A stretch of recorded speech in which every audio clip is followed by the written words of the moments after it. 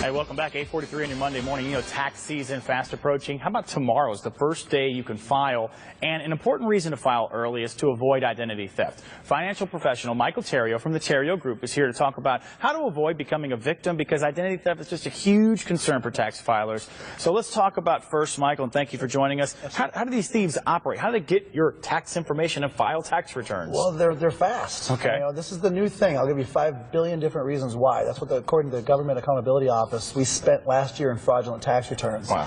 And what they're doing is they're taking your name, your social security number, and they're getting it in there before you are, getting refunds, having money come back, and the next thing you know, you're a victim of identity theft. Yeah, and you know, calling the IRS saying, hey, watch out for this, that might take a long time. Is there something specifically taxpayers can do? Well, there's 3 things I would recommend doing right now, and you mentioned it. Tomorrow's the first day to start filing. Okay. Getting your documents ready and try to file as fast as you possibly can.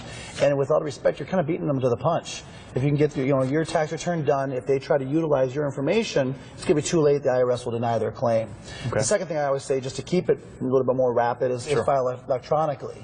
But make sure you're being secure. You want to make sure you're utilizing antivirus software, make sure your firewalls are up, and for crying out loud, please don't use a public computer when you're utilizing your social security numbers and things. And then last but not least, along those lines, is protect yourself. Okay. Protect yourself. Always remember the IRS does not send emails to you to confirm your information. They do not make phone calls for you to confirm your information.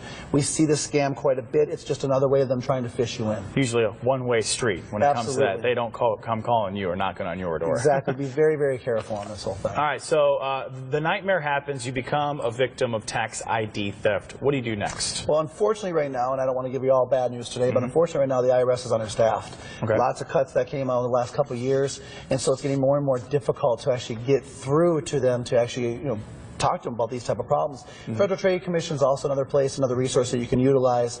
But again, try to be proactive rather than reactive if you can. Okay, so there's a lot of moving parts this tax season. Of course, you have to prove your health insurance. That's a whole other thing to delve into this year with Obamacare. But what can be said about this particular tax season? Well, this may be the tax season that, of all tax seasons, you want to use a professional. In my opinion, like you said with the Affordable Care Act, there are some forms that you may need, some forms you may not need.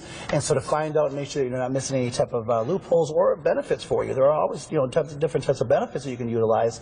Look to a local professional. There's so many different changes this year. We're actually doing an event on this one through my office to talk about the different changes with the tax code and the economy as well. So many people, and I'm guilty of it myself, you look at that tax return as just extra money. You don't make a plan for it. What's the best way to spend your refund? Well, average refund is about $2,700 per year per person. If you're lucky enough and fortunate enough to get a refund, that's great.